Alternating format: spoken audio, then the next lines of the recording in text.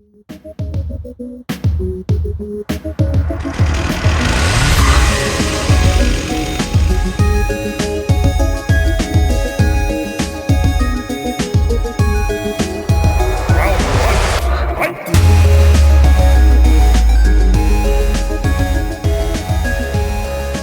is episode 16 of the F13 podcast with your host, Brian McGinnis, and my friend, Cliff Blazinski.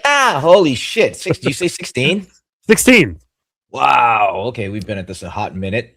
That includes 0, so 17 technically, if you want to do it's that. like, I think in like Korea, your age starts at 0 as opposed to 1, so it's like a little bit off there, if I recall. Real? I didn't even know that. Yeah, look it up. It's I'm always and still learning. Yes. Yeah, you doing all right this week, man? I'm doing all right. It's been a week. My wife went back to the teacher, so she's back by herself at school before the kids. So I have my kids all week, and then I recorded my special last week. I had a shit gig last night. It's been a very, very weird. Wait, I thought you posted some photos on social like last night. It looked like it was a good night. Was it not?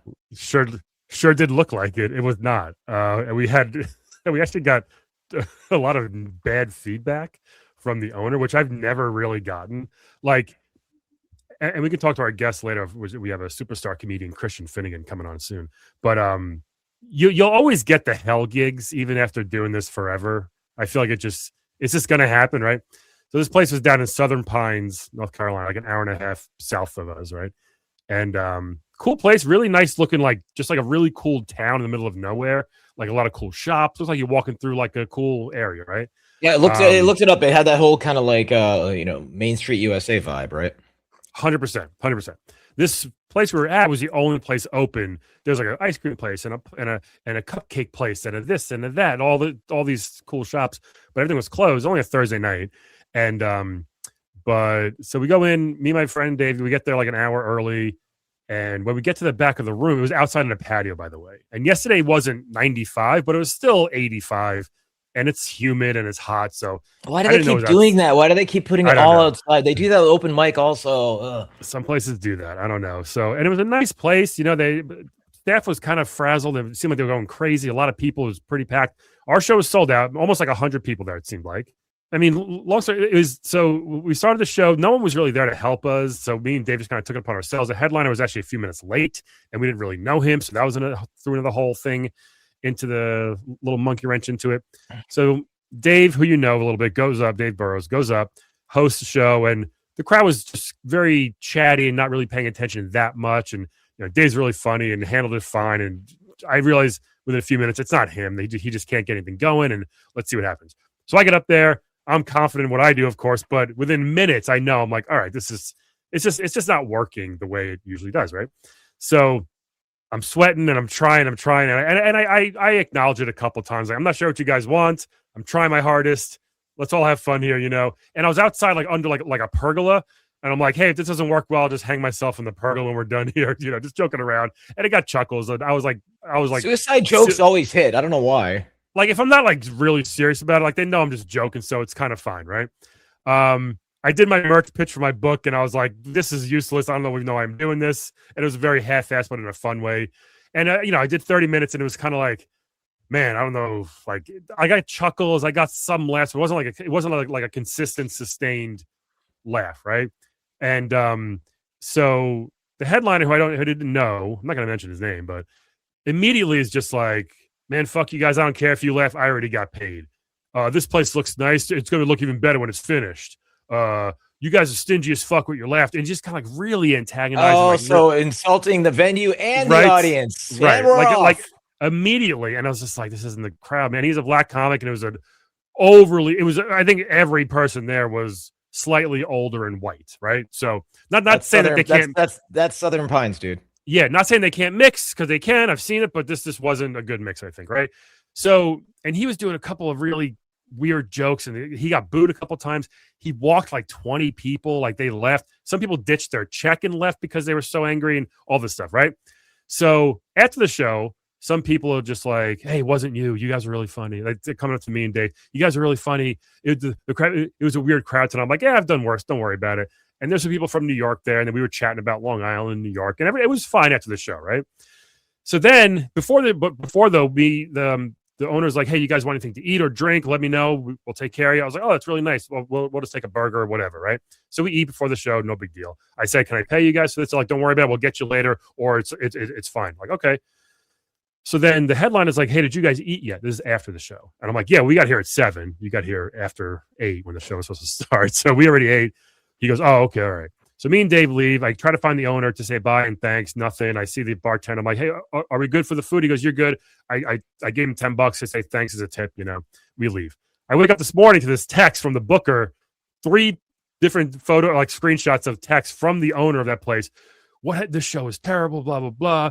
The comics were rude to the customers and making fun of the venue and doing this and doing that. I'm reading this. I'm like, hold on. This is every critique is the headliner did this.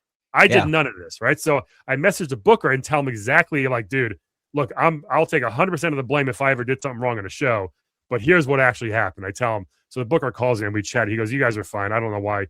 He's like, I always get good reviews about you. I get good reviews about the headliner too. I'm not sure what happened. And basically here's what happened too.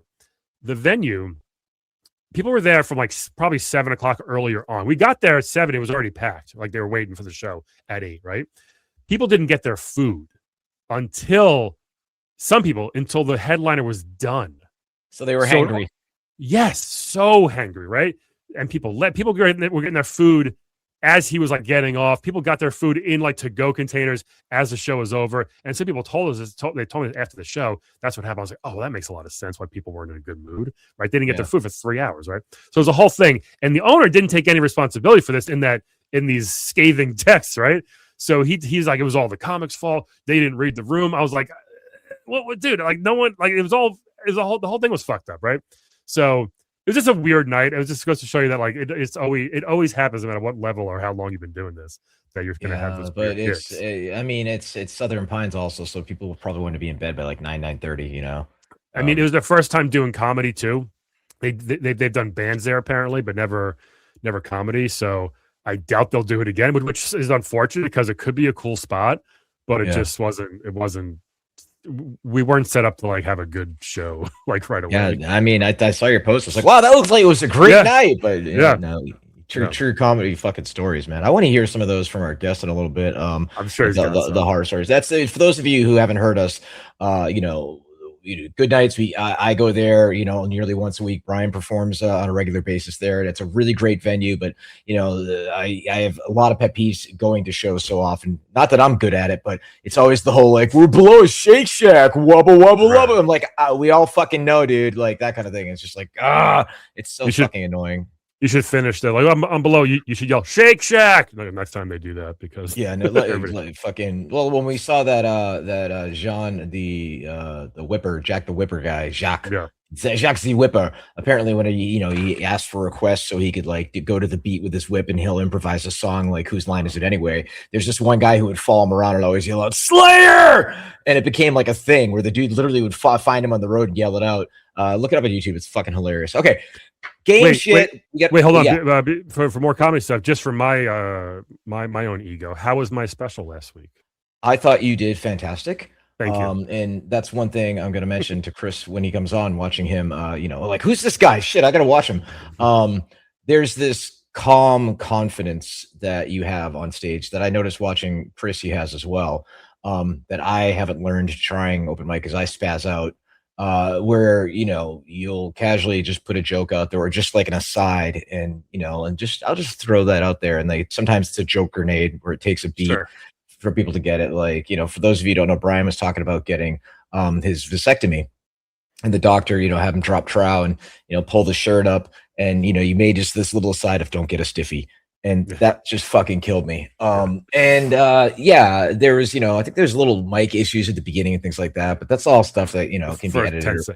It's crazy. So my friend who has a label, Lenny Marcus, he has a label. You need a label to get your stuff on Sirius, right? So he did this really just to help comics get their stuff on Sirius. I didn't know that. Yeah. So you can't just like independently submit it. You got to have it go through a label, which is whatever. But that's there's a whole long story. The whole thing is changing, of course, for the worse for comics. And I sent him some samples because my audio I had two people film the Neptune's, the venue itself was filming it. And also my friend Ezra, you saw him walking around probably with the camera. His side camera next to you guys actually got kind of messed up. So I only have one straight on shot from him, which is really clear, and his audio crystal clear of me. The venue audio and the camera looks really good and sounds actually really cool. It sounds more like I'm in a theater. Like it's a little not echoey, but it sounds like I'm in like a room, right? So they're both fine. But the audience is super low on both, right? So I sent Lenny, I'm like, hey, is this okay? And he writes back, like, he calls me within like an hour. He goes, no, dude, sorry, it's not going to work. You got to re-record this. I'm like, I can't re-record this. This is a one-time shot, you know? So I'm trying to go in and see if like someone can, like, it's salvageable. I got to like chop it up and raise the audience level when they laugh and yeah, you don't want to like be throwing a laugh track in there or any shit like that. I'm not going to do that, but there is ways to fix it. It just kind of sucks that like the one thing I was worried about, of course, came true, and you know, but it'll take me a little longer to get it out there, but hopefully I can get it fixed. Dude, that's fucking that's Murphy's Law. It's like, you know, Donald Mustard, formerly of Epic, he and I were demoing Shadow Complex, that really cool Metroidvania that he did with Epic, and I gave my feedback. And it was a really cool game. And people couldn't even call. They'd be like, they wouldn't even say Shadow Complex. Like, we need a new Shadow. I'm like, you can't say complex. Does everything have to be fucking abbreviated? We were doing a stage demo live at E3, and his mic just didn't like go, and like it became the whole like YouTube highlight. I'm like, this is a game called Shadow Complex that, you know, Chair Entertainment and Donald are spearheading. Take it, Donald. Donald's like, yeah. And it became like a joke, right? And it's just like, you know, the same thing with having a controller and you're playing an Xbox that's backstage, and then you literally have a ghost driver to playing hitting the same marks that you are. And if your shit freezes, then it just go to two. Right. It's the same thing with having, there's a reason why airlines have co-pilots, you know, always have, you know, contingency and backup. But fuck. Hey, so I was gonna adhere to the plan, but of course. The thing all over my feed is these GTA leaks. Have you been reading this shit? I've been avoiding it because, not that I'm not excited about GTA, I can't stand how people are reacting over this game. Like, it really is a little ridiculous, I think. It's going to be a good game. We know it is. We know everybody's going to buy it. Everybody says they're not going to buy it. Is still going to buy it. Like, can we just have some fun, please, without it? Well, there's this dude that I used to follow on YouTube, and he gets like 1 million+ views of everything he does. He goes by the Critical Drinker, right? And his whole thing, he's got like an Australian or English accent. I can't discern from the two usually. Unless they're like, "Lee shrimp, you Bobby," and you know, his whole thing is negativity, you know, and he says he drinks because Western cinema is such shite, right? And I'm like, a lot of it is, I get it, but it's just became this whole like, I would watch his videos, that's funny, okay, that's a good point, and it's just gotten exponentially more and more negative to hating fucking everything and not actually making good points. And then he did this whole video about these GTA leaks and hacks and things like that, and like, this is the end of this. This is gonna sink GTA 6. And I'm like, sure, Jan. Just like the Odyssey's gonna fail. Yeah, okay, dude. Right. And it's, you know, like, and that's half of YouTube. I've seen a few people make the case for, you know, I used to love Angry Birds. You know, Lauren and I would sit with our iPad at the pub downtown and just play the shit out of it. And then it started doing the whole, it's free to play, and if the game's free, they're gonna get you on the back end. We all know that. And then they started, you know, leaning into the merchandising more than making the core quality games and things like that. And this really well thought out YouTube video, cool. And then there's another one like, why is OnlyFans failing? I'm like, not from where I'm sitting. I hear these girls are allegedly making money hand over a fucking fist, you know, fist because their guys are meh. Yeah. Yes. It's the negativity out there for everything, especially gaming related now, is just like, it's too much sometimes. And I think that's why I am gravitating towards a lot of cozy games, because it's like, it's hard to hate those things, and they go under the radar. But dude, that was the thing that I'm wondering, is it just because we're older? Like, and I'm watching, like, Lauren was playing Gears 5, you know, because, you know, people know of me and Lauren. Anya was largely modeled after Gears for the latter games. And it was modeled after Lauren. And the thing is she played Gears 5, and it's just people doing the wall bouncing, snaking shotgun, you know, and then that's like the small player base that just knows how to do that. They don't talk online, and what they're doing with E-Days, they're trying to expand it. Enough about Gears. The thing is, you're not going to stop GTA. It's a cultural phenomenon at this point. Even if people who are playing it were probably like 6 when the last one came out, they're used to watching YouTube videos of the shit, you know? It's the same thing with with Sony and PS6 and the digital. It's like, just shut up. Like you Did have you see that last post that I saw? Somebody like made this shitty AI image about like, no disc, no buy, essentially. And I'm like, the irony is not lost on me of you complaining about not having physical discs and then posting AI slop to protest it. And somebody made a comment that there were people, and I want to see these instances of it, where they actually made AI slop images to protest data centers in the first place. And I'm like, Jesus idiots, Christ. yeah. That's the whole like the axe keeps cutting down the trees kind of. I can't remember the proper saying or metaphor for that because the coffee hasn't kicked in yet. But yeah, going back to cozy games, right? Like, Expedition 33, I'm still taking a smoke break from, when I got really good at the parries and everything like that 45 hours later. And now like I'm like, okay, Power Wash Simulator 1, cha-ching, cha-ching. And I'm like, I'm done. I'm done. And then I'm like, okay, maybe I'll try the sequel. And they fixed a lot of the problems I have with the first one. And then I'm back at it. There's this giant barn. I'm like, okay, I can get that. If I hop a little bit, I get that all that crack. And then I looked it up. Do you know how many copies or users overall the first one had? I would say like 5 million. 17 million. 17 million people bought Power Wash 1. I love it. Well, across all platforms, apparently. Oh, that's awesome. And I'm like, That's holy great. shit. Because, you ever like play something that's like really cool and it's not even that much of a game per se. There's like this whole meta story or like their elder water gods coming back as the Mare even human. Where's with this lost cat? I don't fucking know. But it's just like, shh. And Lauren, like, she laughs because I'm across from her in my PC, and until she's streaming, my speakers are on. She's like, she hears shh, ding, shh, ding.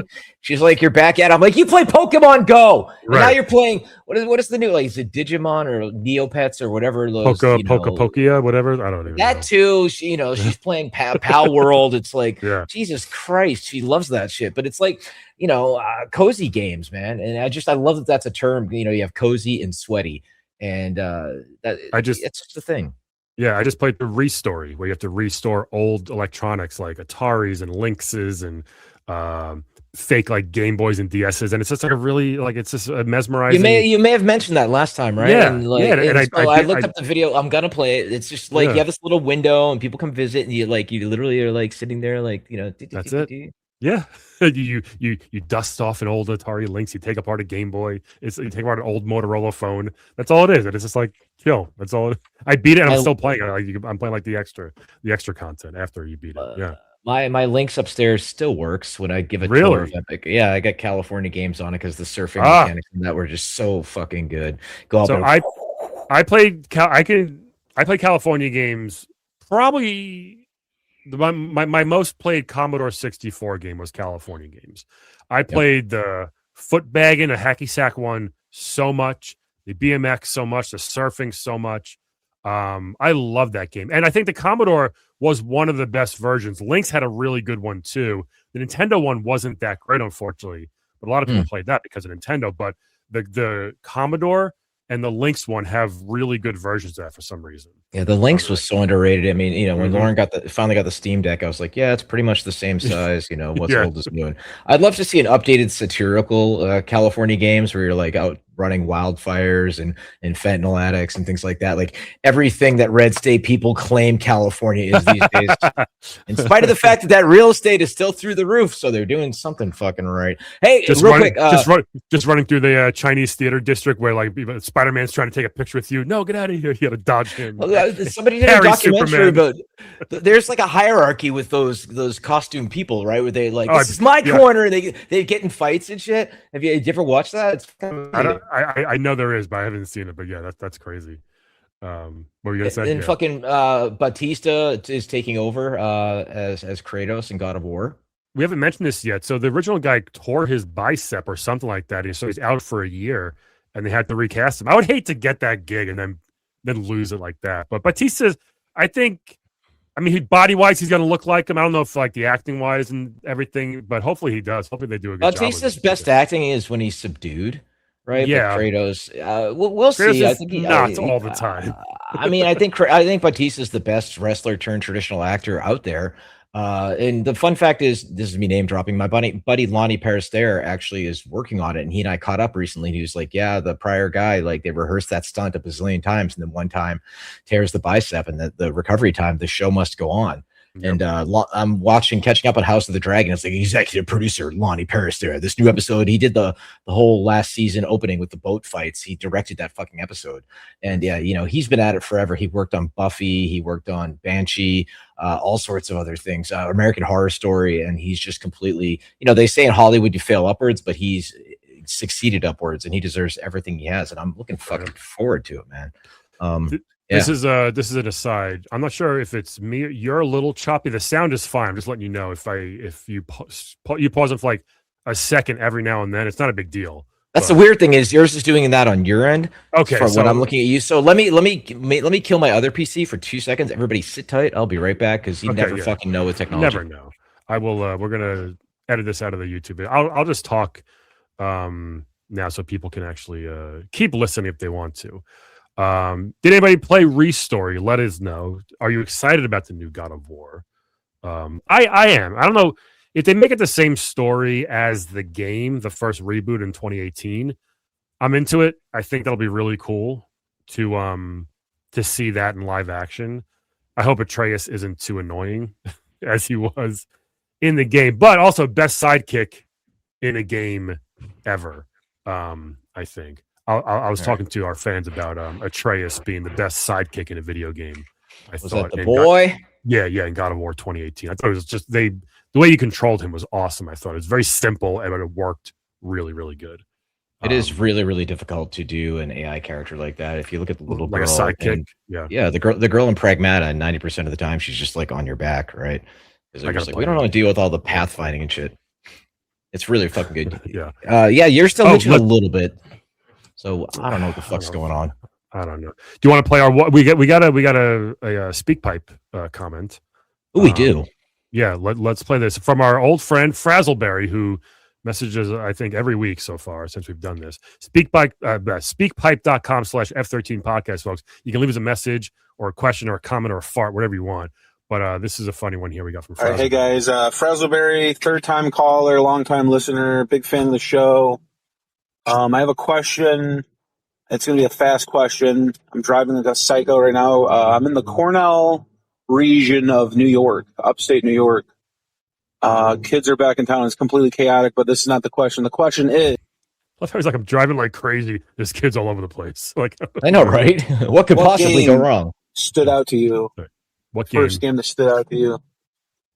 Okay.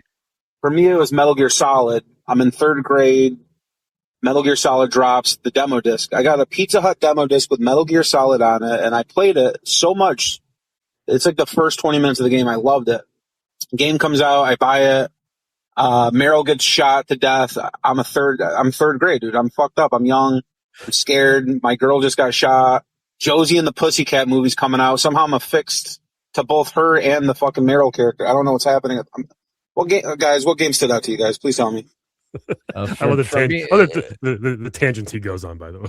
Well, that was I think Rachel Weisz. I think no, it wasn't Rachel Weisz. It was I can't remember the name. This Pretty Little Vernacular was big in the '90s, and they made that as like a statement on like commercialism when they did that Josie and the Pussycats movie. But yeah, it was obviously going all the way back, showing my age. Was Space Invaders in the 2600? Was I can move shit on a TV, and the rest is history. Boom, boom, boom, boom, boom. That's the best music in Space Invaders. Mine was I'll go a little more current.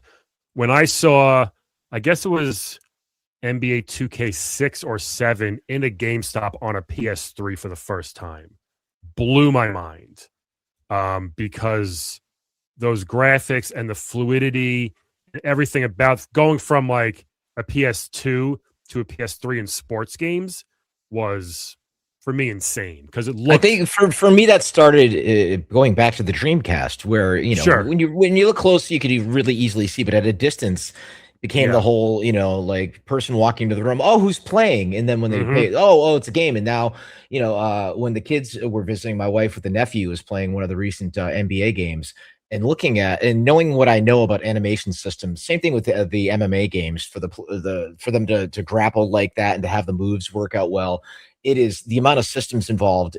It's just crazy. But the fact that they've been iterating on that for how long and tuning these systems, it looks nearly broadcast quality at this point. And that's, going back to the whole EA, like, can a game make a person cry? Look, you can see, the little interior of a person's tear duct right here. Who the fuck cares? But in sports games, after a good play, when you see the guy sweating and you can see the facial stubble and his shitty tattoos, I say this to someone with some shitty tattoos, so I can say that. You're like, wow, we're here. And, you can see your Knicks in all their glory, dude. Yes, someone put like a filter or a mod on like their PC 2K26 and made it look like 8K TV broadcast, and it's just like it's insane what it looks like. It looks like you're just watching live TV. Dude, a buddy of mine who's playing in the AI space, my old art director Chris Perna, look him up on Instagram. He does these insane monsters and everything like that. It's one of those things that he sends me occasionally, something that's done with AI, and somebody made a version of GTA 6 that takes place in North Korea. And it looked really hilarious, but also really, really good. And I'm like, is this playable? Was this pre-rendered? Because one of my favorite, and I've shared this to you, and, for those of you who don't know, Brian is not a fan of AI, which I respect because, his job is, comedy and VO. And some of the VO shit's getting eerily good, and I think it's fucking. Who knows where it's going to go? But I think some of the stuff for comedy is hilarious. I get it. I understand how amazing it is. And I just got a Pixel 11 yesterday, right? And like it might as well. It's like the way the phone turns on, it just says Gemini Intelligence. It doesn't say Pixel, doesn't say Google. It just says Gemini Intelligence. The whole phone is just like it does everything for me. I get it, but like for the art stuff, that's where I'm like I got to draw a line somewhere. Well, I mean, this group, Cursed AI, it just, they have so many like Mad Magazine style comedic bits. And one of the ones they did was, the prompt was create the most clickbait YouTube image imaginable.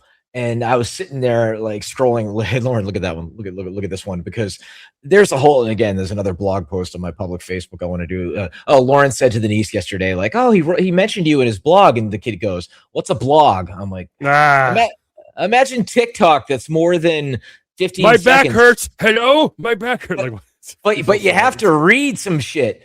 And but the whole like that culture of YouTube thumbnails that still to this day perseveres, where it's like the giant font that's often like 50-foot monsters coming in kind of thing, and arrows and you won't believe it. It's always the whole like face, and every single one of them is so fucking punchable. But the thing is KLTS kids love that shit, and that's what works. I'm gonna actually try to hardwire my shit. Give me like 30 seconds. Talk to the crowd. I'm gonna see if that fixes my internet here. Yeah, cool. So it's not my problem. Maybe it's his. I don't know. That's one thing I used to say when I did like to drink, is technology was why I drank, because you'll have something that completely works perfectly fine, and then suddenly just boop, stops working. Like first world problems. We have a projector downstairs, and I love going down there at night and being like watching some shit. And then we had a surge protector installed in the house, and then it just stopped working. And it turns out there's a part of it that has to be electrical tape to the top of it, so the IR can be read and everything like that. And it had fallen off coincidentally. Nobody touched the fucking projector, and then thankfully, because I'm a Luddite, in spite of having worked in games as long as I have, my wife's up there with the flashlight, phone light, obviously, and fixing it, and she got it going. And I'm like, the same thing with this microphone setup. Beacon's awesome, but the software is so complex with balance and everything, and whenever the computer boots up, it gives me this suite of audio balance, but then I still have to go to the back, go unplug, replug in for it to work. And then getting back to the whole, are we using Teams, are we using Google Hangouts, are we using fucking Zoom, are we using smoke signals? What the fuck are we doing here? I don't know. I'm excited about that rant, to check it out later. Were you just running on Wi-Fi at that point? Yeah, and I have a Ethernet cable. I just plugged it in and I switched real quick. Oh yeah, man. I don't trust Wi-Fi unless I'm casually dude, Ethernet all the way. It's remember there was an old meme. It's like, what's the Ethernet used for? It's used to catch the ether bunny. Hey, you could use that one for your act. I'm gonna remove you from the stream. No, our guest will be joining us in 2 minutes. I've just been notified, which is very exciting. Very cool. Hey, one other thing we never talked about was I had a point that I made. I was having a conversation on my socials, talking about how the press and gamers in general rate games, because it goes back to when I was working on the shooters that I've done. Once in a while they'd find like somebody who's a fan of like RPGs, Final Fantasy games, and they assign them to review like an Unreal Tournament or Gears, and the person's just not gonna fucking like the game. It's just not their thing. And then, that's the whole debacle about mixtape when it came out. And, you can say what you want about it being the Oracle guy's daughter. Is it a plant? They somehow got all this great music in perpetuity. Put that over here for a second. The fact that it hit a chord with a lot of gaming journalists who were, in their late 30s, early 40s. I thought it was a fun, breezy 2.5 hours. I enjoyed it for what it was. But it was just like, how did you give this one game an 8, but that a 10? And so my proposal, and I don't know how to manage this, and I'm just throwing this out there, is we should have genre ratings, like, and compare this. Mixtape should be rated compared to like a Gone Home or Life is Strange, as opposed to fucking Expedition 33 or Modern Warfare or GTA. Like, put it in a bucket, and that's the lens that you view it from. That will that fuck with the aggregate sites? Sure, but the aggregate sites, half, 3/4 of the time, usually they're right. And I love that they also have the audience score and Rotten Tomatoes, right? Yeah. I'll click in and be like, we went and saw Teenage Sex and Death at Camp Miyamasa, which I appreciated and respected for what it was going for, about the line between sex and violence and your memory of things like that, and gender ideology and how that played into sleepaway camp in the 80s. There's a lot to unpack there. But I was like, okay, I get what you're going for. Not really for me, but the reviews were like 98%. I'm like, like I like movies when I go home and I Google it to figure out somebody's long take on it. But for that one, I was just like, and then audience rating, sometimes that can be the whole, like, what the audience really likes versus what the critics like. There's often a huge discrepancy there, Yeah. I mean, I used to review some things. I've turned down stuff like, I don't play those type of games. I wouldn't be the right person. It's as simple as that. But to give a game like that, because it is such a different type of game, like, you need someone who enjoys that, because you can't, if someone only plays Madden and you have them go play, this beautiful indie game, it's like, they're gonna be, what is this shit? This is stupid. It's like, no, dude, this is right. This is what a video game is now. You know what I mean? It does. Well, it goes back to somebody had mentioned, we were having a conversation in a recent other call about why I loved Expedition 33, and everyone's like, oh, you should try the Souls games, you should try Elden Ring, and I'm like, I don't want to spin around a boss with a huge health bar and poke him in the butt and evade for 45 minutes to 2 hours. That doesn't seem fun to me. A lot of people love it, cool, and they're like, well, there's a multiplayer Elden Ring, it's called like Dark Knight or something like that, and I went to go download it.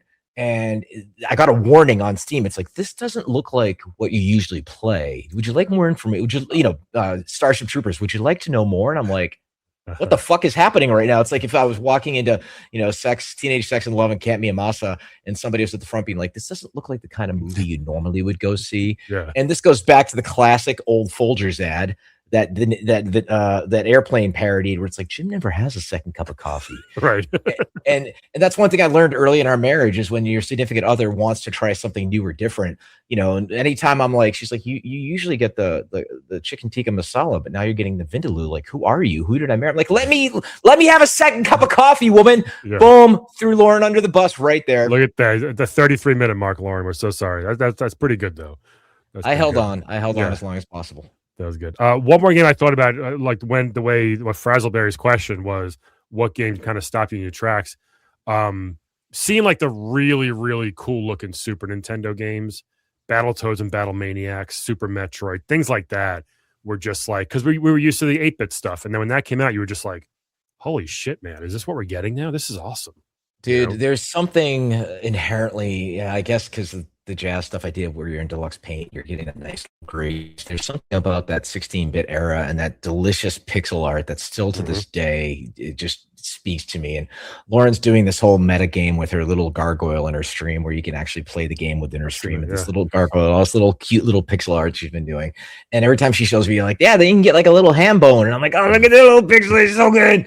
And I think that's partially why I love, Shovel Knight and all those little pixel games that came along, because that's such a, that was the whole conversation we were having with Mike Wilson about constraints force creativity. Right. And that's why, you know, like it's what was that sound from In the Air of the Night by Phil Collins where the drum was slightly fucked up.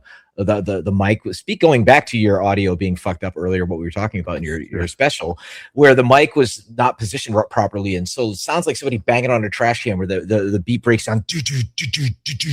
Yes. And it had this like tinny, crunchy sound to it. And that wound up being like fucking amazing, like this iconic sound. And so that's, you know, one of these ideas for a studio name, if I were to ever get around to it, is two cars. The logo would be two cars crashing with big fender benders, and the two people getting out from either car and going, ha ha, maybe cheersing each other because, you know, they're probably drunk, and calling it Happy Accident, which is just, you know, emergent gameplay and whatnot. That's what I call my children, or the second one at least, Happy Accident. Speaking of, hey, our guest is here. Are we ready to bring on our super guest today? Yeah. Love this guy, good friend. He's been one of my favorite comedians for such a long time, and he's such a funny dude. Christian Finnegan is here, everybody. Oh my God, dude. We're in an arena. See you. And I love coming in on a conversation about the gated snare. Yeah, is that actually what it's called? Yeah. Yes. Christian Cliff Christian. Very well met, sir. I was not aware of your work until Brian had alerted me to it, and I've spent the last few days binging on it, and I'm not going to try and reference good company of people. My balls sticking to my leg whenever I'm in Florida. Yeah. What's up, man? How are you? Oh man, I'm fine. I was going to try to really say I was great, but then I really took inventory. I was like, no, I'm fine. I'm fine. Were you really stuck in Alaska? I was. Yes. I was pouring on a cruise ship. I don't want to brag. But I was on an Alaskan cruise, and I was stuck at the airport for like 7 hours, and then I had to take a red eye. And I am 53 years old, and those red eyes, not really taking it as well as I used to. Yeah, man. So I'm feeling a little out of sorts. But other than that, I'm dandy. Thank you for joining us. I thought this would be a fun convo. But two massholes here, both of you. What town are you from, Cliff? North Andover. I grew up in Acton. Which does not sound good in a Boston accent. Well, but did you ever see the, I think it was Seth Meyers did the Boston accent, the movie, and just naming like Braintree and Worcester and all that stuff, right? Get him, need him. Bro. It's like one of those things. I live in North Carolina now, and I always tell people this is as far fucking north as I'll ever live for the rest of my life. And growing up there, like you just, you know, I remember like the blizzards we'd get. And, you know, there was one day where we actually mowed the lawn the same day that we wound up having to shovel the sidewalks. And it's just like, and people there, they just put up with it. And everybody's just these like salty, not everybody, but a lot of the people up there, the townies, they hang out at the 99. Just, you know, they never went anywhere. I try to tell people about the 99. People don't understand. What's that? People don't get it. The 99 Club 99 was like a restaurant / bar that your parents would go to. Like it was, I think it was meant to feel like a local watering hole kind of like restaurant, but it was a chain, but it was just a really shitty restaurant chain. But it seemed very exotic when I was 8 years old. Yeah, it was like a Temu Fridays before Fridays became. Yeah, exactly. Temu Fridays, I love it.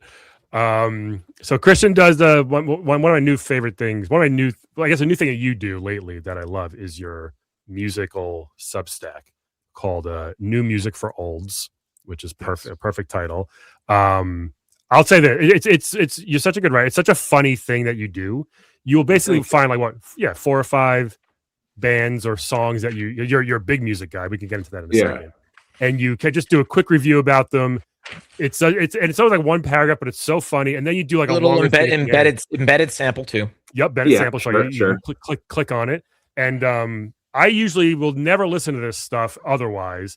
And then there's stuff that I found through you that I'm just like, this is actually pretty fun. I will add this to my playlist. Look at that. And which is, I guess, I'm happy to hear that. And it's like, and it's not even like vintage 90s hip hop, which is my thing.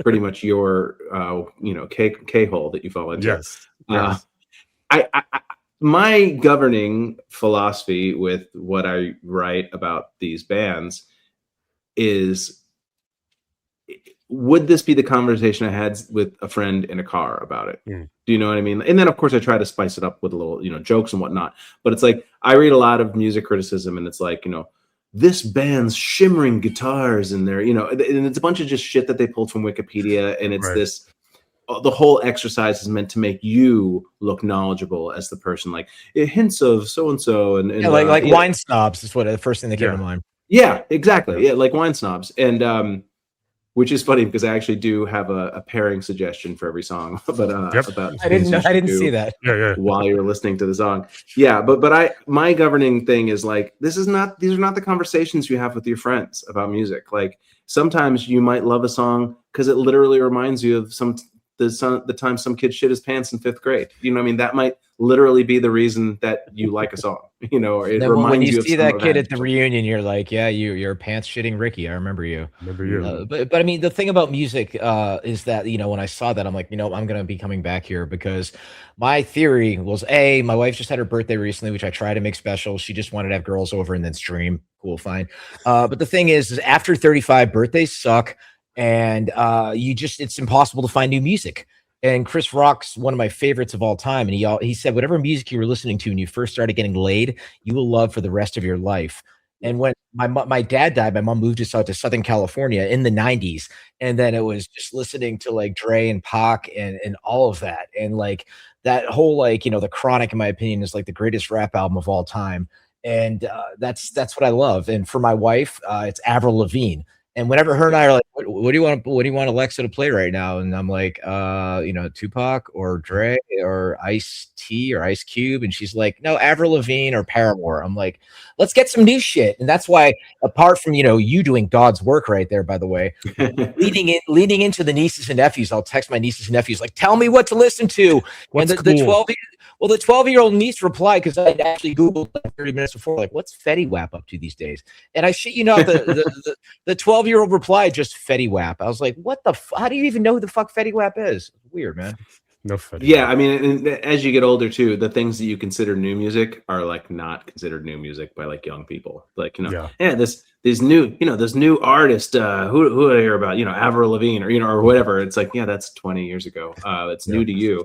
I mean, part of it is that, you know, you are a sponge at a certain point in your life. From the ages of like 10 to 22 is when you have 75% of your core memories, you know, and so you are just sucking in experiences, and music is usually the soundtrack to a lot of those experiences. And so you love them on a level that's different than just, oh, I like the way this guitar sounds, or I like this vocal. Like they're woven into your fucking personhood, you know? And so you're always going to go back to those songs, and the algorithm, for lack of a better word, it will trap you in that hole so much. You know what I mean? Like, even though you have this buffet of the world's music available to you at any time, if you just, you know, the algorithm will learn what you listen to and just kind of keep feeding you that, or things that sound exactly like that. And, you know, and when you say that it's impossible to find new music, it is and it isn't. I mean, it is because of the sort of needle in a haystack feeling of just like, where do you start and whatnot.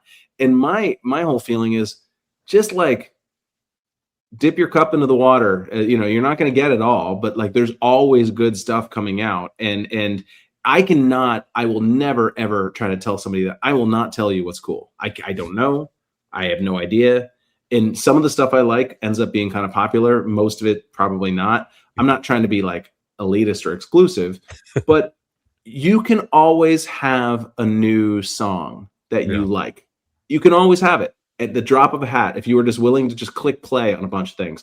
And when you find a song that you really like, and you're not going to love it the way you did when you were 16, because that's impossible. You're not capable. We're not capable of love in that way at this point in our lives. At this age.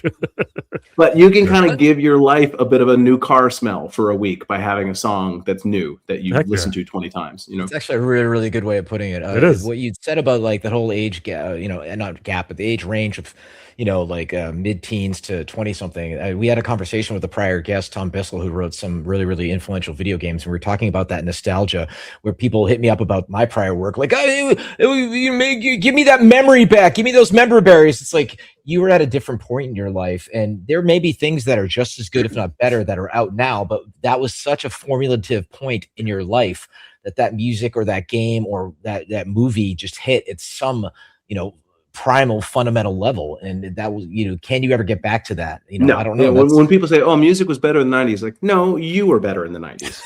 That's really what it is. And and yeah, you're not the stuff that you enjoy now, you're not going to enjoy with the same intensity or for the same maybe duration of time as the stuff that you liked when you were a teenager.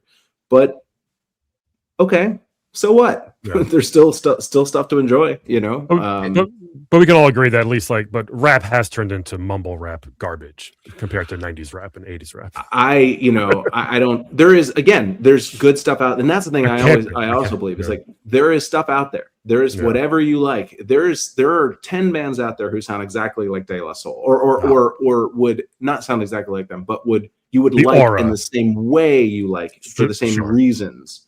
Of course. Again, it's that needle in a haystack thing. It's just a question of trying to. I blame fentanyl, and the whole rap game is a whole other conversation that we had. These old 50 something year old dudes are having a conversation about, because once in a while, when I saw Takashi 6ix9ine was a thing, and I was like, what the fuck is going on right now? And then every once in a blue moon, I'll look him up, and I think he went to jail for some shit. And didn't he die? Or did he? No, no, that was little something or other. Let's over. Growing up, we had Big Pun, we had Biggie Smalls, and now it's little this, little that. And I still like Lil Wayne, but Takashi just looks like he smells. And there's a famous video of him with a obviously rental Lamborghini, and he's taking stacks of hundreds and just throwing it in his driveway and throwing it in his driveway. I'm like, what the fuck? And then there's a later video of him being on a podcast where he's like, no, those were all just fake. Because you can go to Amazon and just buy, if you look closely, it says for prop purposes only. And he admitted, he's like, I'm an entertainer. I was entertaining people. And I'm like, and I felt like some Scooby-Doo shit. I knew it, but that was true of Ice Cube. That was true of all, Ice Cube wasn't some or gangster, you've seen that photo of his school photo where he has his collar popped and pink shirt and all that. It's all play acting to a certain degree. Yeah, sure. But my theory about the whole mumble rap thing is two things: is home recording and headphones. Those are the two things that have made rap be all mumble, because now people are doing a lot of recording at home. And people are listening to things on headphones all the time. And so this whole intimacy, this idea of you're just whispering in my ear, is a much bigger deal than when Chuck D would have to be shouting at a concert. You know what I mean? Because rap used to be more live. Boy! Yeah, they have to be physically louder and hit harder. It's not a bad theory. Now, everything is just so in your ears. That's a really, really good theory. It's almost like that whole ASMR shit, right? Yeah, I think there's some Brian bringing in smooth jazz on K93. Interesting. I never thought about it that way, but you might be right. Even I still think it sucks, but you might be right. Oh no, there's a quick side note. Christian, Brian gives me shit because I throw my wonderful wife under the bus on here all the time, but which I will right now, because I call her Mumbles McGee, because we live in a big stupid house, and I'll hear across the house and there's a joke when you are married, half of a marriage is saying what from another room, what. 100%, so then when she actually projects her voice, she's like, I feel like I'm yelling. I'm like, no, this is how normal people talk. My theory is she grew up playing Counter-Strike and World of Warcraft, where she had the headphones and the mic, and she's like, I'm going to the bomb, I'm defusing the bomb. And it was some Terry Gross on fresh air kind of voice. She is very soft. She is very soft spoken, Lauren. Yeah. Well, and also though, I do think, and I don't want to make presumptions about your wives compared to mine or whatever, but I do think sometimes my wife will say things at a volume she knows I'm not going to hear, but she wants me to know she said something. And it's a way of making me then come to her. And then also just kind of it's a way of kind of almost denying accountability for what you're saying. Do you know what I mean? I think I do it too. I didn't want this whole chat to be fawning about your bits that I had perused, but that's the delicate line apparently with comedy, with talking about your spouse, is how much, flipping it back to throwing you under the bus versus, the whole, she's like, I got all day. How long you got? Yeah. That whole, that playing that long game of a fight. Right. And because the wife always wins, dude. A joke of yours that I still talk about all the time, Christian. Tell me all the jokes that you like. So you ready for this one? So whenever I'm at a restaurant and I see somebody by themselves, you know where I'm going?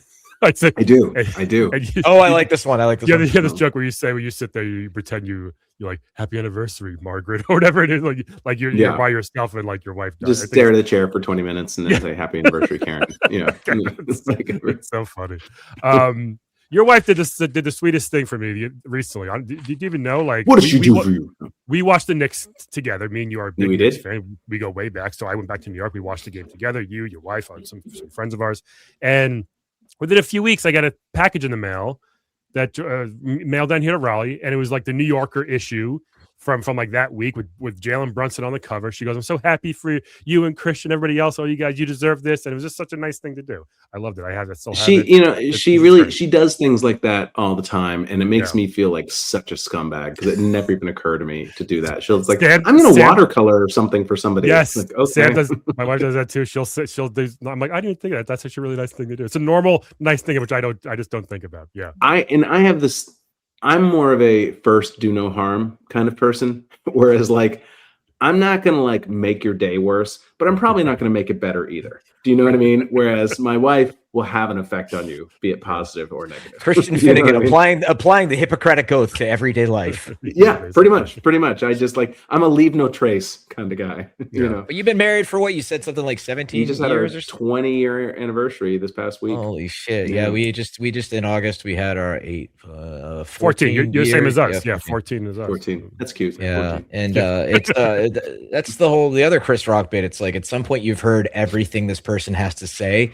Like, go get kidnapped, have some new shit happen to you, and I mean it's a joke. But my whole thing is like, you know, in relationships, friendships, you know, family, like make new memories. I had my in-laws visiting up the ass this whole summer, and in the grand scheme of in-laws, they're good people. You don't just marry somebody, you marry their fucking family.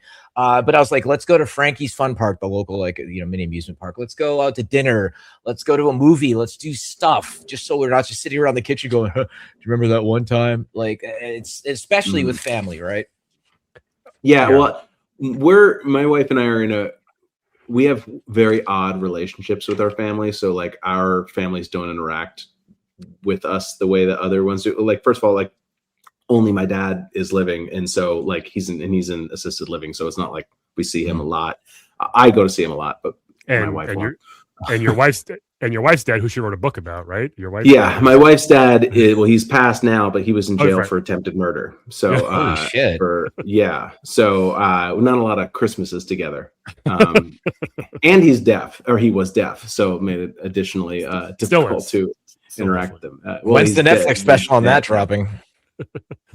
I do. There is one of my albums. I do a chunk about him being in jail, but I don't mention him being deaf, because it's just too much. It's like I learned from doing bits on stage where I'd be like, "Oh, my father-in-law is attempted murderer," and that would be enough people. And then I'd be like, "And also he's deaf," and it's like too much. No, like it's like a story that has too many, you know, subplots. That would be a tough one to bring back around. Yeah, but I mean, my mother-in-law I get along with quite well. She is also deaf, but she can actually speak. Like, she has like 2 nuclear grade hearing aids, and she can read lips and speak. Whereas my father-in-law was like what they call profoundly deaf, which means he couldn't speak or anything like that. More lazy deaf, just didn't even try. Yeah, just really just no work ethic at all. Just leeching off the system. Attempted murder. Couldn't even finish the murder. It was just attempted. Yeah, come on. Yeah, just get with clearly an underachiever. He couldn't hear the sirens coming, you know. Yeah, I mean that's actually true. It's literally true. But, no shit. I mean, he was. Yeah, I mean, they walked in on him, and he was like over her. He was his third wife. He cut her throat and stabbed her like 5 times, and they walked in, and she was like in his like lap, bloody, you know, and so. Yeah. Real. Wow. And good time. He said that she had cut her own throat to spite him. Yeah. And then in the process of trying to get the knife away from her, she got stabbed a few times. You know how that happens. That's like Chicago, where he's like, he ran into my knife. He ran into my knife 9 times. Or the tale is all this time. Yeah. So do you want to plug the book? My book? Yes, sure. It's a wonderful book. Both of you have books. Burn Down the Ground was my wife's. I don't have a book, but my wife wrote a book about 10 years ago called Burn Down the Ground. It was a New York Times bestseller for a little while. Mm-hmm. And this actually, Marley Matlin owns the rights to it. And so hopefully they're going to maybe try to make that'd be cool. Some sort of film or TV, something about it, called Burn Down the Ground. It's super, and everyone should buy it. I love that. That's very cool. Let's talk about comedy for a bit. You've been doing it for quite a Must we? while. Quite 6 a weeks while. now. 6 weeks, doing great. 6 weeks, 6 albums. Yeah, that's good. An album a week. That's the pace I'm trying to keep up. Brian, can we do the villain origin story? Like For how, who? how for Christian? How'd For you get? Chri- I How'd you know get your started? story. Yeah. yeah. How'd you, like when did you get the bug? Like who did you love growing? Like when you were growing up? Who did I you have watch? no Like, marketable skills, so my options were limited from the jump, which made things easy. I don't know. I mean, I grew up kind of hating stand up in a way. I think on some level because I wanted to do it and just hadn't admitted it to myself. But when I was in college and, I was very much the sort of like black turtleneck, fake John Lennon glasses. Like I was a playwriting major in school. Like I read the works of Bertolt Brecht and like that was amazing slam poetry. Snap, snap, snap, snap, snap. that equivalent, that sort of vibe. And then after I graduated college, I worked in publishing for a while, and just for me, I like performing, but I hated the idea of being an actor where you're just kind of like waiting around for people to give you work. And so stand up felt like, okay, like you're performing, but it's yours and you can just do it. I mean, that's the great thing about stand up as compared to other art forms. It's the best and worst thing about it. Anybody can do it wherever they want. Yes. Anybody can do it wherever they want. And there's no entrance fee. And when I say entrance fee, I'm even like having to learn an instrument or something, you know what I mean? That like not everyone can be a guitar player. I mean, because not everyone's going to have the discipline or the hand coordination to do that. Like literally anybody can get up at an open mic and think that they're doing stand up. But the nice thing about that, like you said, the upside is that there's no barrier. You can just do it, and that was very appealing to me. Yeah. But that was 1997, I think. When I first started. That's awesome. And you started in Boston area? No, I started in New York. I went to college in New York, and I didn't start until I was like 24, which is late by many comedian standards. Yeah. I never really like those comedians who start when they're like 17 years old because they have nothing to talk about at all because they've never not been a comic. And so all they can talk about is Chris Rock. What is the deal with your smartphone breaking? But it's just those are the ones who they just talk about jerking off all the time. Like my wife owned a venue in New York for 11 years, and there were open mics. QED, one of the best. Yeah. Brian, a regular there. But I would be there a lot during the open mics, just filling in, and the number of like porn jokes, just tired, lazy jerk off jokes that I had to hear from ostensibly. And it was so funny seeing like the 6-month open micers talking down to the 3-month open micers, and all those dynamics. But I think that there's more to that because I've done it like 21 times at open mic and I failed 95% of the time. But I like you're like just 21 times. Hey, if anything, I'm persistent. I'm banging my head against. What's the definition of insanity, right? Yeah. And but when you get that one little giggle, it's like heroin, right? And it really is. I mean, it's you're like, yo, man, you gotta know them giggles and fucking. But my stuff always, you do the flow chart of it. It always comes back to sex stuff or eating ass or something and. Brian's kind of been like half of my material is filthy, but I'm just saying like you just hear the sort of like the same plug-in kind of like, and it's like almost like I feel like those should be that's like dessert. Do you know what I mean? Like eat your meal first, before you eat the ass. Yes, before you eat the ass. The ass is dessert. That's why it looks like chocolate. Sorry, that's disgusting. But it's like learn how to make a joke that gets a laugh. That's not just based on people's discomfort with their own bodies, which is what most sex comedy is. It's like you get the added benefit of the intimacy that makes people giggle because it's just like we're not supposed to be talking about this stuff in public, and that's all good. But like, learn how to do a joke about spoons first. Would be right. You don't just burst on stage, grab the mic, and go, "What's the deal with ass to mouth?" Like that kind of thing, right? You'd be surprised. You would. People have. Well, that ties into one of the things, like I can see, like, reading the news every day, because it's like all the late night folks would always have their team scour what's the local news and everything like that. And reading the internet, it's like when the Taco Bell stuff hit, and it wasn't even Taco Bell, it was the original farm that made the fucking lettuce, but Taco Bell happened to carry the lettuce. And I'm talking to Brian, I'm like, I know exactly where this is gonna fucking go. Oh yeah, and I always never end up doing jokes about that stuff, because it's just like, come on, man, even the lamest, unfunniest person in the world is going to be making these jokes, so it's like, I'm just going to let this one go by. Yep. And I remember the first time I had it. I'm sorry. Yeah, I was just saying, it's the same thing with the good nights we go to. Brian performs. I've go almost every week. It's just people who insult the venue, because the local one it's got a Shake Shack above it. We saw James Austin Johnson, SNL with his great Trump impression, packed house, and they were shutting down the Shake Shack upstairs, and they were moving tables and things like that. He's in the middle of doing a bit, and the first 2 or 3 times you hear the table do the Chewbacca sound, that you ignore it, but then you can feel it, and he had to acknowledge it, and he did. And he didn't go like, what's the deal? My career's tanking. I'm below a Shake Shack. And you see so many of them do that. I'm sitting here like, fuck. But yeah, it's one of those things that whenever I see something happen like that in pop culture, I'm like, the joke writes itself in a bad way. Yeah. Like I remember the very first time that I felt that, it's just dating myself, is when Mike Tyson bit Evander Holyfield's ear.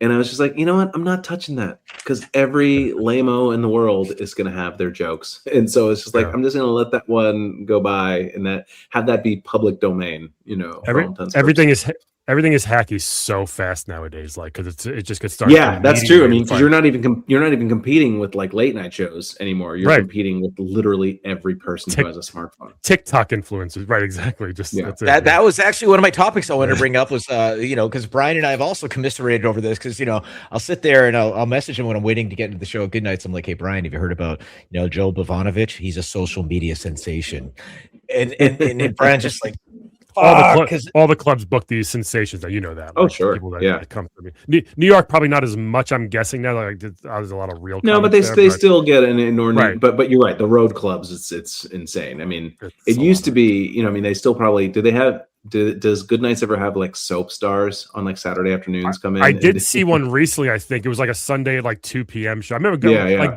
like Governors in Long Island used to always have those soap stars. That sounds like it could be actually really, really fun. It's ridiculous. Otherwise, like, it's just people hanging out talking. I'll never know. Yeah, that too. Well, we actually recently we had Stormy Daniels come through. Yep. Oh yeah. And that was like a big deal. And I was just like, for shits and giggles, maybe I'll go. And like, she was charging like a ton for like just the plane tickets, and then for like a meet and greet. I'm like, what? Like, no, like for the good gag of for the first 30 seconds, just being like, now I have to sit through 45 minutes of this, or yeah. I mean, stand up. That's why stand up will never be taken seriously as an art form. Yeah, because it's like it's the way every person who's famous without talent tries to monetize it. Like, oh, I'll just go to comedy clubs, like Steve-O and all that. I mean, and so you're competing with that. You're competing with the Stormy Danielses of the world, and 100%. It's like the novelty guests. It's very insulting. It's very insulting to something we dedicate our life to and our career to. But it's like, but at the same time, it's like having been married to a venue owner. It's like, I know how, like, you're guaranteeing a sellout, like, done. This wonderful comedian whose career I've nurtured and whose material I respect can't fill 20 seats on a Friday night, but I can Thank you. I appreciate it. Thank you. Yeah. No, I said comedian I respect. Sorry. Go on. Sorry. Yeah. I mean, but that's why, like, you'll never see somebody being like, hey, I'm famous because I was a viral sensation because I took a shit on the metro, and now I'm gonna become a guitar player, like, or I'm gonna get into to interpretive dance. Like, no, it's always it's always stand up. Well, then you look at weird thing. Yeah, the whole Michael Richards thing, which I'm sure comes up in circles nonstop. Of he already had that fuck you Seinfeld money. And then he did that whole bit where he was frustrated. I don't know if he was doing some performance art where he's just like, N-word, N-word, N-word. And then, like, he's not known now for his great career as Kramer on Seinfeld. Everyone's like, yeah, I remember that time. It's like Will Smith won an Oscar the night that he slapped Chris Rock. But everyone, they don't remember, the Pursuit of Happiness and all that. they just remember the smack and Will Smith eating spaghetti as an AI Turing test at this point, right? So speaking of Seinfeld and Kramer, this happened last night, and you may know Christian possibly, but Gary Goldman's got a very funny bit that he did on Seth Meyers where he goes, "You know the guy who played Jerry on Seinfeld?" Like he starts a bit like that, right? Yeah. So last night I'm leaving the venue. I'm going to my car. This lady goes, "Hey, you're the comedian, right?" I was like, "Yeah." She goes, "Hey, you remind me of like a little bit of Peter Griffin and Family Guy, or that guy from the actor from Seinfeld." And I go, "Not Kramer, right?" And she's like, "No, the other one." I said, "George?" And she goes, "No." And then I was like, "Elaine?" And she's like, "No, the other guy." And I said, "Do you mean Jerry Seinfeld?" She's like, "Yeah, I haven't watched it in a while." I was like, "What the fuck? Are you serious?" It's not just some passing show you've heard about. Like that actually sounds like a really funny troll to just do to somebody, right? Like, that actor from Seinfeld. Yeah, I used to drive my wife nuts when that movie I Am Legend was out. I would constantly refer to it as I Am a Legend, and it would just annoy her every time. Like, I really want to say I Am a Legend. Just one letter, just, one letter, just to. I got into a little back and forth with my therapist. Yes, I'm in therapy. And she used the term talking about comfortability. And I'm looking at her, I'm like, is that a word? And she's like, I don't know. And I'm on the way out and my wife was driving me because I'm lazy. I Googled it and it's like, yes, it can be a word, but it's very hotly contested. And I said to her, I was like, ha! But then I blew her mind the fact that Merriam-Webster actually adopted the word supposedly with a B now. Like that. Yeah, I mean, honestly, that's how language evolves. It's people are like, this isn't a word for 50 years, and then suddenly it's a word.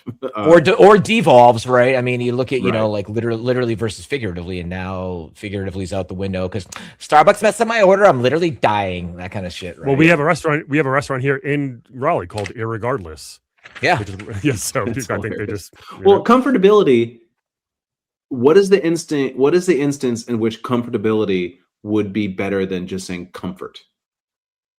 Well, I mean, you would say in context, you found a level of comfort. What would be the context? I think this bed that I'm about to buy has a high level of comfortability, especially for fucking on it. I don't know. But high level of comfort. It's the same. I have the same problem. Discoverability, right? Yeah, like it's easy to discover. It has a high level of discoverability. It sounds when I watch House Hunters, which I do when I'm in a hotel that has cable, something I would never watch at home, but I've watched so many episodes of House Hunters while laying in a shitty fucking Sheraton bed. Price point drives me fucking nuts. You mean price? Oh, I love that. When you say price point, you mean price. Like there's literally no instance in which price point. Well, that's like an ATM machine, but also going back to those home shows where it's like, he makes birdhouses and sells them at the farmer's market, and she sells strawberries at the farmer's market as well. What's your price point? $5 million, and you're like, what the fuck? Yeah. There's clearly pieces of information that are not being shared there. Yeah, I was actually holed up, and I had a major intestinal health issue a few years ago in New Orleans, and I wound up holed up in the Lowe's Hotel right there off Poiter. Surprisingly solid hotel, and the whole time I was just watching the show and not like repeat episodes, just nonstop. This guy who just gets a whole crew and he makes tree houses for people. And he had this very what's better than anything? A treehouse kind of Pee Wee Herman-ish vibe about him. And I'm like, this is compelling. I can't tell if it's the infection getting into my brain or if I want a treehouse now. Yeah. They try to find something to differentiate you. They don't want to be like, this dude works in private equity. That's not fun. So we'll pretend that he's a professional birdhouse maker when it's really a hobby he used to do at some point. And now he's doing stand-up across the country. Well, of course, duh. He's touring the world. Boom, full circle right there. Tell us real quick about call that a callback in the industry. Yes, getting a Chappelle show, because that was a pretty big moment, pretty fun sketch that you did on the Mad Real World, right? It was, I mean, I have always likened it to catching a home run ball. That I feel very fortunate that it sort of fell into my lap. And since I used to do just shows around New York, I mean, well, maybe that's a comedian's way of diminishing. I was doing shows around New York, and Neil Brennan, who was Dave's partner at the time, he used to do some of the same bar shows that I did, and I knew. I was obviously a massive Chappelle fan. I loved Half Baked and all that, but they were filming the show, or that's what Neil was in town for, because they were just starting to work on Chappelle's show. And he said, we have this sketch that you might be right for or whatever. And so he got me an audition, and it all kind of flowed from that. But then, of course, when I read the script, I was like, oh, okay. So when you needed a pathetic, emasculated white man to be humiliated, I was like, I know just the guy. But, it's the role I was born to play. It's fine. Nailed it. Yeah, it's a very fun, very memorable sketch, I think, that one. The funny thing in comedy that maybe most just comedians know is the Neil Brennan versus Kevin Brennan rivalry going on with their brothers. Mm-hmm. Any thoughts? I mean, I think Kevin Brennan is so goddamn funny, but I think he's very funny, but he's probably not a great guy. He went crazy. He kind of lost his mind. He went crazy. A lot of those dudes who were kind of just quietly conservative, or conservative in sort of just a dirtbag way. You know what I mean? They were just like road headliner, like conservative. Do you know what I mean? Like, hey, what's with these Mexicans? Like they were that sort of like Queens dude racist. Do you know what I mean? That like, racist for a laugh kind of thing. Like, here's my funny Chinese accent or something like that. But then I think that they all went nuts when social media happened, and they would start getting pushback about stuff that in their minds had gotten laughs for years. Yeah. People have loved these jokes, and now all of a sudden people come out of the woodwork to make fun of me for them. I also think the pandemic drove a lot of people nuts, because they weren't able to perform. Comedians, they weren't able to perform, but they wanted to get a rise. And so like between podcasting and posting weird shit and stuff like that, the stuff that gets attention in a podcast or in a social media post is not the same thing as getting laughter in a comedy club, but it's sort of like methadone. It's close enough, and so I think a lot of dudes got, especially once they stopped being young and cool and kind of the world moved on without them, they started to become addicted to that dopamine rush of saying the naughty thing, That's a great point. Yeah. I mean, his first HBO special from like the 90s is so funny, Kevin Brennan's. I mean, I always thought it was funny. Yeah, when I first learned stand-up. I remember before I even started doing stand-up, I dated a girl who like was doing bringer shows, and I went to the old stand-up New York, and Kevin Brennan, I didn't know who he was at the time, but he was the host. And I remember him saying, he had a joke about elevators, like, anybody ever been on an elevator? And that just made me laugh for some reason, like, because I didn't know the sort of stand-up conceits at the time. That's a very easy thing to do. Like, hey, anybody like food here? But I still remember. And people are, hey, hon, you like food too? Yeah. We've had food before, right? Yeah. It's so relatable. Well, it's so funny you talk about that casual racism, like growing up in New England. I'm the youngest of 5 boys. Yeah, the amount of times I heard freaking Ricans, and it's like, okay. Yeah. And that's I've seen some of Neil Brennan stuff, and now this is every time we have an interesting conversation on here, I'm furiously writing notes. Got to look up Kevin's stuff as well. But I mean, his older stuff, Kevin. Yeah, you can just go on Stormwatch and Daily Stormer and I mean that's the thing is I don't want to get like all full political, but like anybody who's like hardcore, right? Like I've never seen anybody really be funny on that end, and it's just weird. And it goes back. I mean, there's offensive, and then there's just straight up racist shit. Yeah. Then you go back to when I was coming up in New England, like Andrew Dice Clay was worshipped as like this, he was filling arenas and everything like that. Mother Goose, I fucked her, and then all the New England meatheads were like, ha ha ha, like they thought that was platinum. Everybody did. Yeah. It's crazy. I mean, it was. I thought that was funny. I thought it was, and I always have sort of been a person who thought of myself as being like sensitive and not mean, and like pro women and pro racial tolerance and all those things. But I was, when Andrew Dice Clay first came out, I was like, mother, hickory dickory dock, bitch suck my cock, like hilarious, How's he do that? Yeah. We did. This is kind of related. So we. Just recently, I showed Cliff this. I'm not sure if did you know Dane Cook at all back up in Boston? No, not at all. No, okay. I have no connection to like the Boston comedy scene at all. Right. So we, but he's got a new documentary coming out soon. Not by the way, not that Dane Cook can be considered part of the Boston comedy scene, but anyway.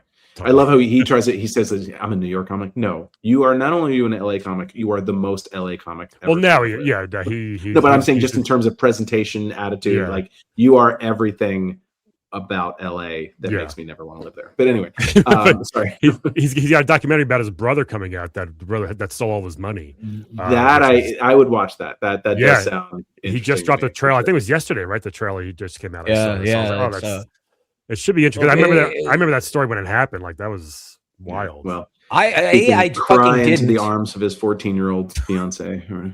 Yeah, that's the whole thing. I think this is part of him kind of pivoting, like, hey, look at what happened to me, and pay no attention to the fact that I date young. He's trying to change. Through a connection, he and I become like email buddies.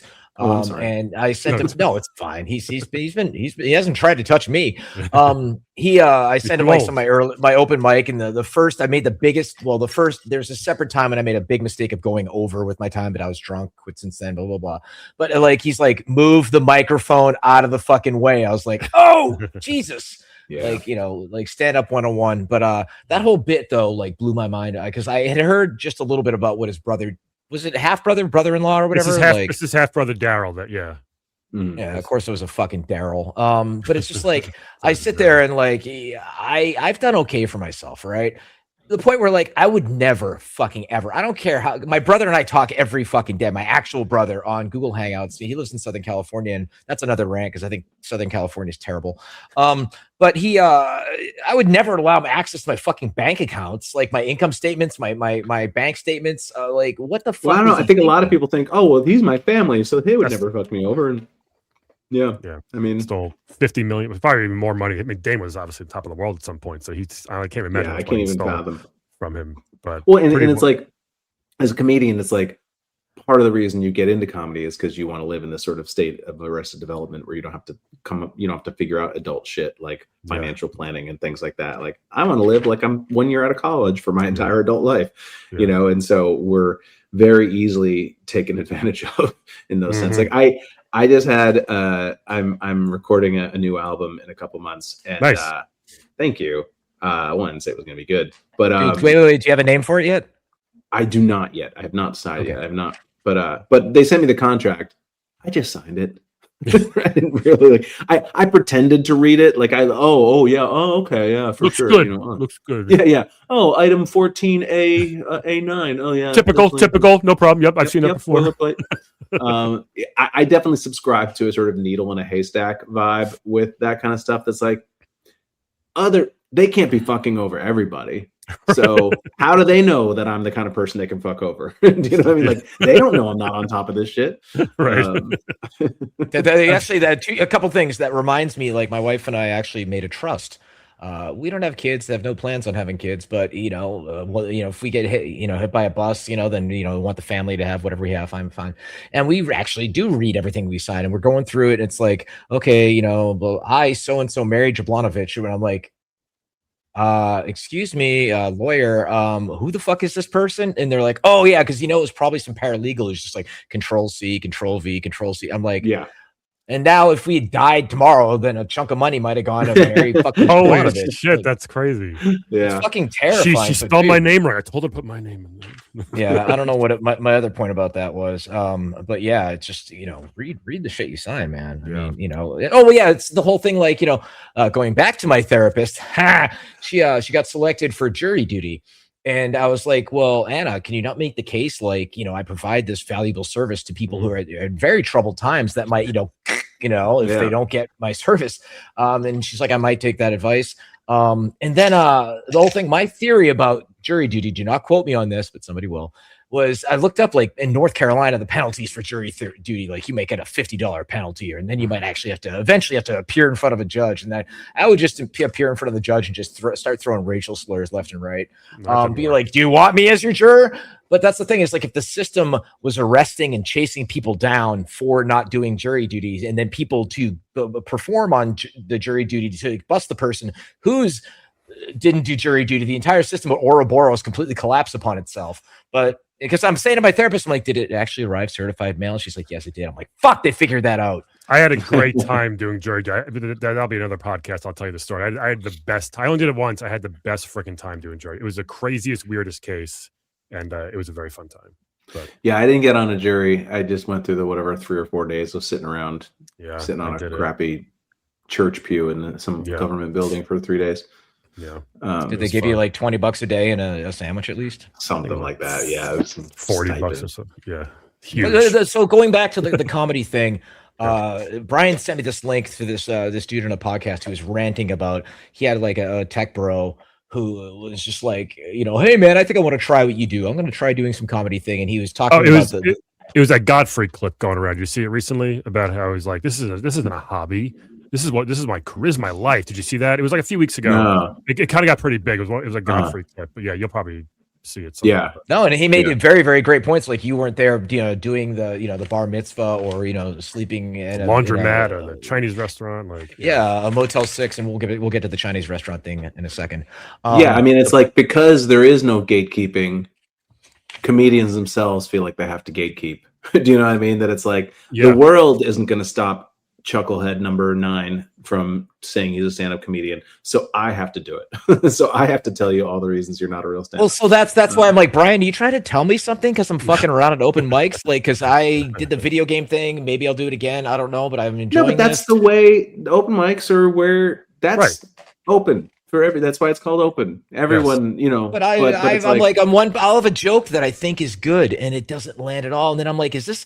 Like all these local jaded like people trying to do stand up who are like I don't as opposed to people. Well, I will say that is definitely the case that like you can't gauge a joke's strength purely or even partly on an open mic reaction, because none of the people paying attention, none of the people watching, if they're even paying attention to you at all, because they're all looking over their own notes about what their 5 minutes is going to be.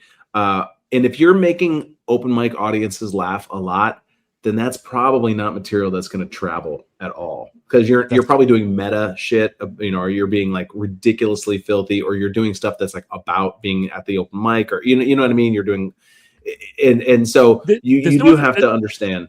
There's no other job where you start in the worst conditions, I think. Yeah. You know what I mean? Like it's such a funny thing. Like doctors don't start this way. Teachers sucks anyway, like that whole job. But there's very few jobs that start. You got to start at the worst and just try to get better from here. Good luck. And that's what, like, when people are like, and they see these comedians performing for giant theaters and like, oh my God, that looks so hard. It's like, those are the easiest shows in the fucking world, man. Those are the greatest fucking shows. I mean, the stakes are higher that if it doesn't go well, like, and all that. But in terms of, because people are in the mood to laugh, they spend money, they're geared to laughing. There's laughter is, of course, they want to be there.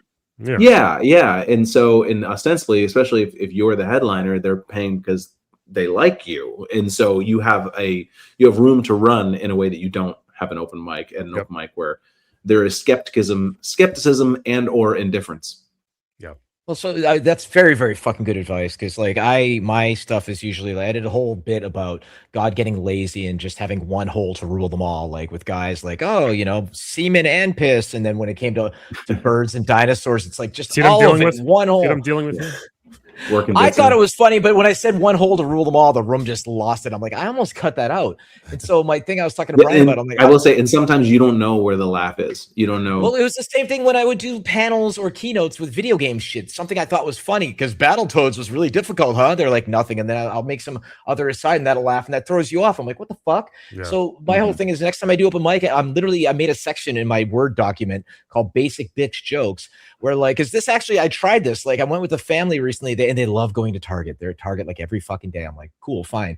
But I'm like, wow, we got out of Target for under $200. And another lady walking out was like, ha ha, right? And I'm like, okay, like I have goals in life now. Yeah, that's not those aren't even jokes though. Those things, and again, because like I just got off a fucking cruise ship, so it's like every interaction that people have it's almost like we like each other, right? We're all friends here. Like they're not jokes so much as like amusing things that you say, and then people will laugh as a way of being like, we accept each other. Do you know what I mean? Like, Seinfeld built an empire on that. Yeah. What is the deal with airplane food? But I'm talking about even stuff like, the kind of like, this sort of dumb stuff of like, when you're walking into a restaurant and somebody's coming out like, oh, sorry, they're out of food. It's like, okay, that's not a laugh. It's just, it's a social pat on the back. It's a way of being like, we're friends here. We all like each other. Right. There's a very big difference between sort of amiable chuckles and like actual laughter. That's cathartic totally laughter. true. It's like the whole like in this economy. Yeah. Real quick, are you playing any games right now? I know you still dabble every now and then. My wife and I moved a year ago, and for like 7-8 months, I did not pull out my PS5 because I was just like, you know what? Like, how about I just try to cauterize that wound for a while? It's in the box. Leave it. Yeah. But I did play. What did I play recently? I played shit. Never heard of it. I mean, I did play Valhalla, whatever. I played Assassin's Creed Valhalla and God of War. Good. The latest God of War, and watched that show Vikings all in like a 3-month span. So I was very Norsed out for a while. Did you ever watch The Norsemen, the comedy? I did not. Is it any good? So good. It is so funny. It's hysterical. Okay. Give it a shot. Okay, I've seen scroll by it and whatever app it's on. But yeah, I should watch it. Add that to a queue. It's super funny. Yeah. But I'm kind of holding out right now. I'll probably play the Wolverine game when it comes out. But I've been telling my wife, it's like when GTA comes out, like just know that I'm not going to be able to not play that. Like it's not. It's impossible. Everyone's got GTA fever. We get it. Like people are freaking out. It's gonna be great. Everyone's gonna get it. And I liked the what I actually kind of enjoyed those Astrobot games. The first one that came with the PS5, and then the second one. Yeah, because I never really was into any of the Mario Kart games or anything like that. Mario World or whatever. But those are fun. They're fun. Astrobot, I like that one. Incredible. Yeah. I've been gushing about the fact that the term that's been used lately, banning about is sweaty games versus cozy games, and of course the sweating are lean forward and blah, blah, blah. Yeah, sure. And then cozy, like the one I've just I've been hooked on is Power Wash Simulator. Have you heard about this one? It's literally. I already get it. Like it's all it is. Elevator pitch. Literally Done. I was telling Brian, I looked it up. It's sold a total combined across all platforms 17 million copies. It's huge, which is Is astronomical. it a platform game or is it an app? It's on Switch. It's on PS5. It's on everything. It's on even VR, but it's literally like you show up and there's this pristine area, but in the middle of it is this farmhouse that looks like just shit, just covered in shit. Like what happened here? I want that narrative, and then you just sit there going rotate. You get different nozzles, and and then you complete a section. It goes ding, and then you get a little more money. You get a different nozzle. You can get cosmetics, and it is so simple. Meanwhile, there's so much actual cleaning you could be doing at any given time. Well, that's the whole point. It's like everyone's like, well, you could do that outside. I'm like, have you been in North Carolina in the summer? And then I get sweaty and all hot, and then I have to have a hydration simulator for it. It's our cascading dependencies in there. I'm not a cooperative dude at all. Like I don't like playing online with other people. Occasionally I'd play like NBA 2K or whatever, or Madden, but then it's just you just hear some dude just breathing too hard into his mic and eating Doritos. My wife plays she plays Counter-Strike, and they just have like Tourette's for shouting at the N-word, like thinking they're being edgy. I'm just like, of course. Wow, dude, that's really creative of you. Congratulations. Yeah, no, I have zero interest. I just like playing the game mode. I'm old school like that. Yeah, me too, mostly. Anything you want to mention, Christian? Before any plugs? Not really right now. This album I'm going to record in October probably won't come out until early 2027 is my guess. Yeah. So it's probably too early to plug that. But yeah, if you are Substack right below. Yes, new music for olds.substack.com, please. Yep. Even if you're not a fan of music, it's such a funny 5-minute. Yeah, it's a lot of jokes. It's a lot of jokes. Very funny.